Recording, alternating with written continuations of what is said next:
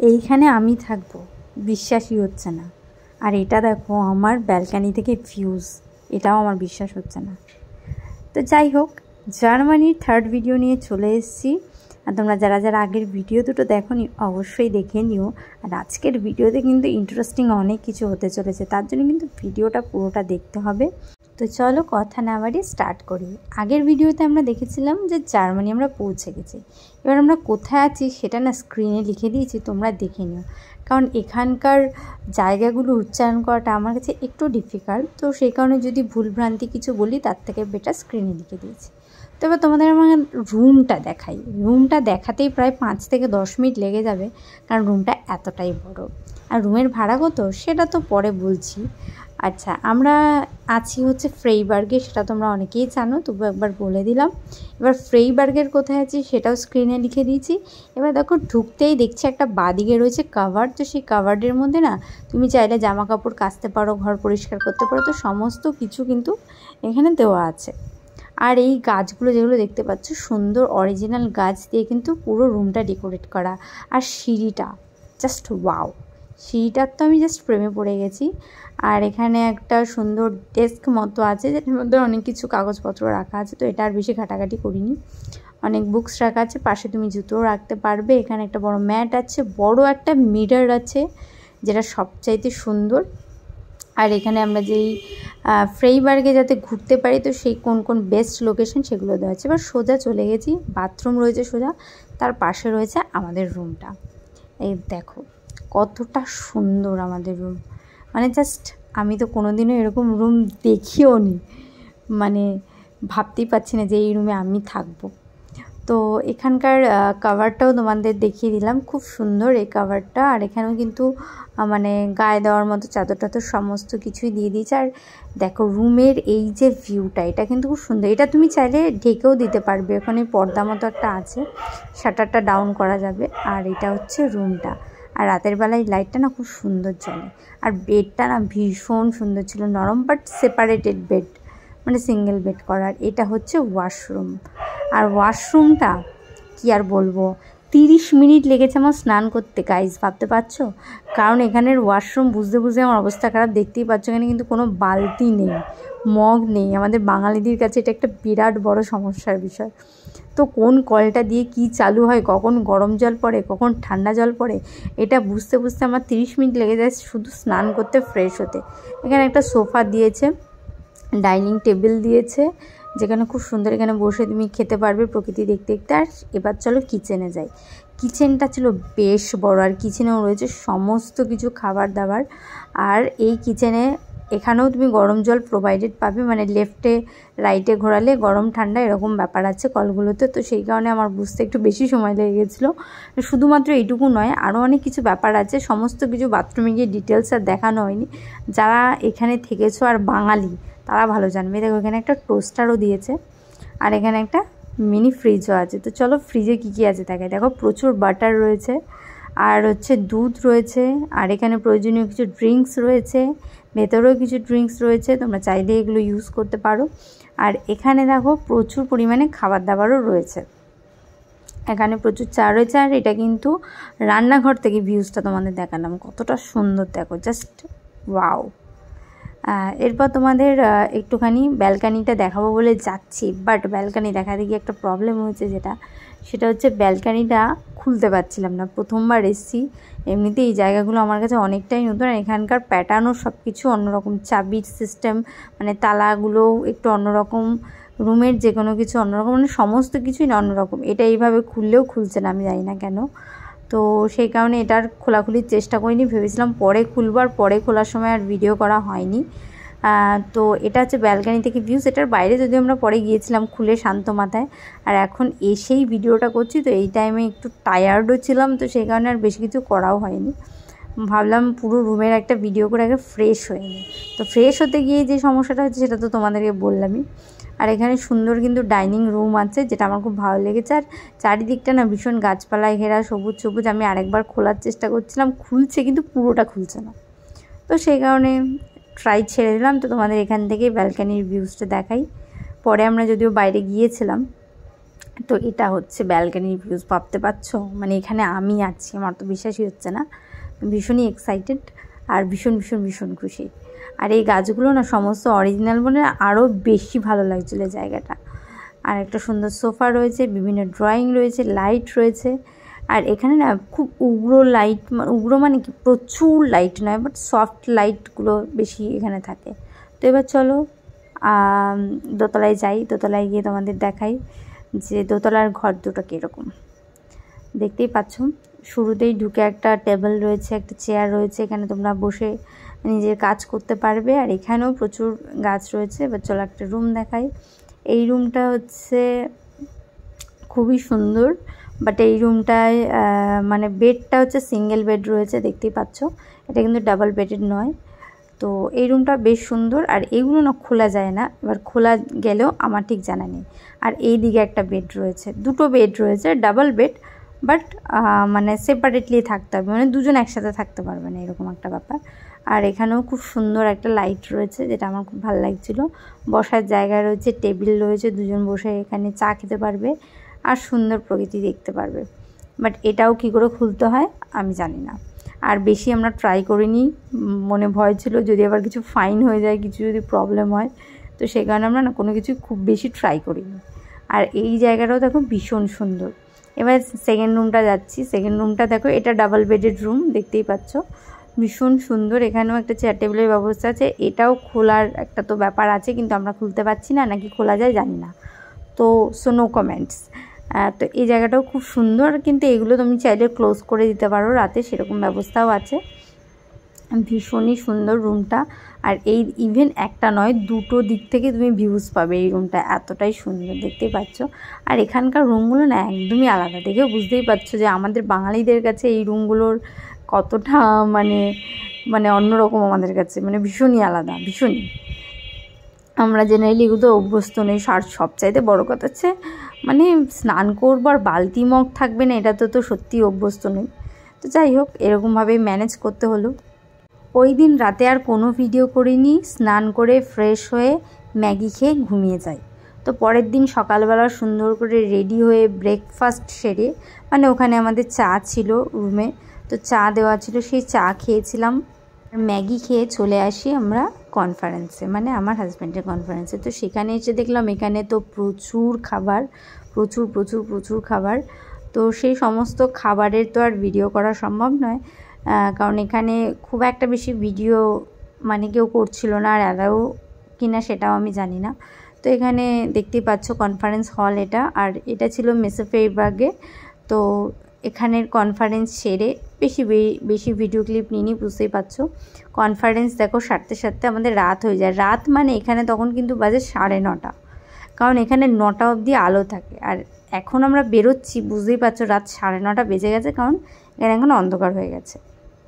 9টা অবধি প্রায় এখানে পুরোপুরি মানে দিনের বেলার মতোই আলো থাকে। তো তারপর মেসে ফ্রেইবার্গ থেকে বেরিয়ে আমরা এখানে দেখতেই পাচ্ছ একটা আলো, সুন্দর একটা আলো, মানে একটা আমাদের বাঙালিদের কাছে এটা মেলা বলে। তো এখানেও সেইখানে একটা মেলা মতো বসেছে মেসে ফেইবার্গের পাশে।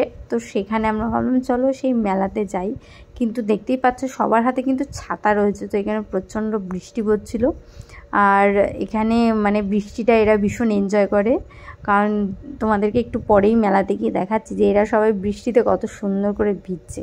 তো আমাদের কাছে এই বৃষ্টি ভেজাটা খুব একটা বেশি ইন্টারেস্টিং নয়, মানে আমার কাছে তো নয়ই।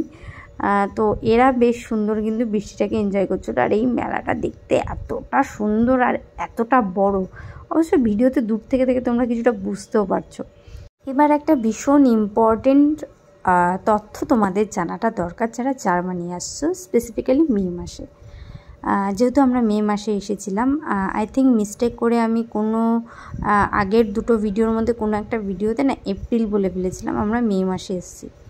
তো এই টাইমে না এখানে ভীষণ বৃষ্টি হয়, যখন তখন বৃষ্টি হতে পারে, মানে এখনই রোদ এখনই বৃষ্টি, যেমন আমাদের মানে ইন্ডিয়াতেও হয় ঠিক তেমনি, মানে রোদ হচ্ছে বৃষ্টি এরকমই। তো এই টাইমটা স্পেসিফিক্যালি, তো যারা আসছো বা যারা ইন ফিউচার আসবে তাদেরকে বলবো অবশ্যই ছাতা কিন্তু রাখতেই হবে। ছাতা ছাড়া ইম্পসিবল, যখন তখন বৃষ্টি নেমে যাবে আর প্রচণ্ডই বৃষ্টি হয়। আর একটা জিনিস হচ্ছে এখানকার টেম্পারেচার। এখানে ছিল প্রচণ্ডই ঠান্ডা, মানে আমাদের কাছে এটা যথেষ্ট ঠান্ডা পরিবেশ, যেহেতু আমরা যখন আমরা এসছি ইন্ডিয়াতে কিন্তু তখন ভীষণই, মানে ইন্ডিয়াতে নয় সরি, ওয়েস্ট বেঙ্গলে কিন্তু তখন ভীষণই গরম, মে মাস মানে প্রচণ্ডই গরম। তো এখানে হচ্ছে ঠিক তার উল্টো, প্রচণ্ডই ঠান্ডা, মানে আমার কাছে তো এটা কনকনে একটা ঠান্ডা। তো মোটামুটি তোমরা ভালো সোয়েটার নিয়ে আসতে হবে, ভালো মানে মোটা সোটা বেশ সোয়েটার নিয়ে তোমাদের কিন্তু জার্নি স্টার্ট করতে হবে, না হলে কিন্তু মানে জ্বর ঠান্ডা এসব হয়ে যাওয়ার তো পসিবিলিটি আছেই। তো এখানে আমরা যখন এসেছিলাম তখন আমার তো ভীষণ ঠান্ডা লাগছিলো, আমি তো স্টাইল মারার জন্য কি বলবো, আমি একটা কোট পরেছিলাম, পাতলা কোট, যেহেতু কনফারেন্স ওর, তো আমিও সেরকমই একটু ড্রেস আপ দিয়েছিলাম। তো আমার তো প্রচণ্ড প্রবলেম হচ্ছিলো, আর অল টাইম এখানে এসি চলছিল, তো আমার প্রচণ্ডই ঠান্ডা লাগছিলো। তো সেই কারণে আমি বলবো বেস্ট হবে যে তোমরা ভালো মোটা কিছু তোমরা কোট পরতে পারো অথবা সোয়েটার পরতে পারো। তো এই হচ্ছে টেম্পারেচারের ব্যাপারে তথ্য, আর জামা কাপড়ের ব্যাপারেও তথ্য, সমস্ত কিছু তোমাদেরকে জানিয়ে দিলাম। যেটা মাস্ট সেটা হচ্ছে ছাতা আর ভালো মোটা সোয়েটার। আর এখানে কিন্তু তোমরা এখানে প্রচুর রাইডিং করতে পারবে, যেটা ইন্ডিয়াতেও আমরা করে থাকি, বাট এখানকার রাইডিংগুলো না একদমই আলাদা, দেখতেই পাচ্ছ। তো প্রত্যেকটা রাইডিং তোমাদেরকে দেখাচ্ছি। কত কি প্রাইস আমি জানি না, কারণ প্রাইস কিন্তু গিয়ে আলাদা করে জিজ্ঞেস করিনি। আর এমনিতেও এখানকার ল্যাঙ্গুয়েজে একটু তো প্রবলেম হচ্ছিলো কথা বলতে, সবাই কিন্তু এখানে ইংলিশে কথা বলে না, এটা একটা প্রবলেম। সবাই এখানে জার্মান ভাষাতেই কথা বলে, আর আমি জার্মান ভাষাতে একটা জিনিসই শিখেছি, থ্যাংক ইউ ড্যাঙ্কে, মানে থ্যাংক ইউকে ড্যাঙ্কে বলা হয়, তো ব্যাস এইটুকুই। তো এবার তোমাদেরকে এই পুরো জায়গাটা ঘুরে দেখাবো। আর এইখানে না আমরা প্রচুর এনজয় করি, কারণ এটা তো আমাদের ফার্স্ট ডে মানে হচ্ছে অবশ্য পৌঁছানোর পর হিসাব মতো এটা সেকেন্ড ডে। তো আজকের তারিখটা হচ্ছে 20 তারিখ, 20/5/2025। তো 20/5-এ আমরা এসেছিলাম, আর ডেটা ছিল হচ্ছে টুইসডে। তো টুইসডে আমরা আসি, আর দেখো এখানে ভীষণই মানে মেলাটা ভীষণ জমজমাট হয়ে উঠেছে। আর দেখো বৃষ্টি পড়ছে কিন্তু প্রচণ্ড, কিন্তু এখানে কিন্তু কেউ ছাতা ইউজ করছে না, দেখতেই পাচ্ছ। অনেকেই বৃষ্টিটাকে এনজয় করছে, মানে ভীষণই এনজয় করছে। আর সোয়েটার তো পরে আছে, সঙ্গে বৃষ্টিতেও ভিজছে, মানে একটা আলাদাই ব্যাপার। আমি জানি না কী ব্যাপার এখানে এদের মনে আনন্দ, বাট আমার কাছে এটা বেশ ডিফিকাল্ট ফেস ছিল। আর এমনিতে আমি বৃষ্টি খুব একটা পছন্দ করি না। তো মেলাটা ঘুরতে তোমাদের সাথে একটু গল্প হচ্ছে, সঙ্গে এবার আরেকটা ইনফরমেশান তোমাদেরকে দেব, যে তোমরা মেসো ফেয়ারবার্গে আসবে কী করে। আমাদের কাছে কিন্তু মেসো ফেয়ারবার্গে আসাটা বেশ ডিফিকাল্ট ছিল, বেশ ডিফিকাল্ট মানে আমরা 45 মিনিট হেঁটে এসেছি, মানে আমাদের রুম থেকে মেসো ফেয়ারবার্গের ডিস্টেন্স কত 1.5 থেকে 2 কিলোমিটার মনে হয় ছিল। মোট কথা আমরা হেঁটে এসেছি, 45 মিনিট মতন লেগেছে। আর দেখতে পাচ্ছ ওখানে কীভাবে ঝমঝমিয়ে বৃষ্টি পড়ছে, আর এই বৃষ্টির মধ্যে সবাই দেখো কীভাবে এনজয় করছে। মানে আর যদিও এই জায়গাটা না একটা মানে অন্যরকমই ফিলিংসে, অন্যরকমই, মানে আমি যতটা বলছি ততটা হয়তো বলে বোঝাতে। এই দেখো এরা ছাতা নিয়ে ঘুরছে না, কিন্তু বৃষ্টিটা এনজয় করছে। আর আমি এখানে ছাতার ভেতর ভিডিও করছি, মানে আমি এতটাই এক্সাইটেড ছিলাম। আর এখানে প্রচুর রাইডিং আছে, মানে প্রচুর, যে রাইডিংগুলো জীবনে কোনোদিনও দেখিনি, জাস্ট ভিডিওতে দেখেছিলাম, সেই রাইডিংগুলো আমি এখানে দেখতে পাচ্ছি। আর এখানে জিনিসপত্রের দাম কিন্তু প্রচণ্ডই বেশি, মানে বুঝতেই পারছো, এমনিতেই 1 ইউরো মানে আমাদের টাকায় হচ্ছে 97 বা 98 টাকা। তো সেখানে একটা জিনিস কিনতে গেলে তো আমাদের 10 বার করে ভাবতে হচ্ছে, মানে এখানে কিনবো কি কিনবো না। তো কি কিনেছি, কিছু তো অল্প কিছু কিনেছি, তবে এখান থেকে কিনিনি, কারণ এখানে জিনিসের দাম অনেকটাই বেশি ছিল। কোনখান থেকে কিনেছি সেটা তো ক্রমশ প্রকাশ্য, মানে তোমরা ভিডিওতেই দেখতে পাবে।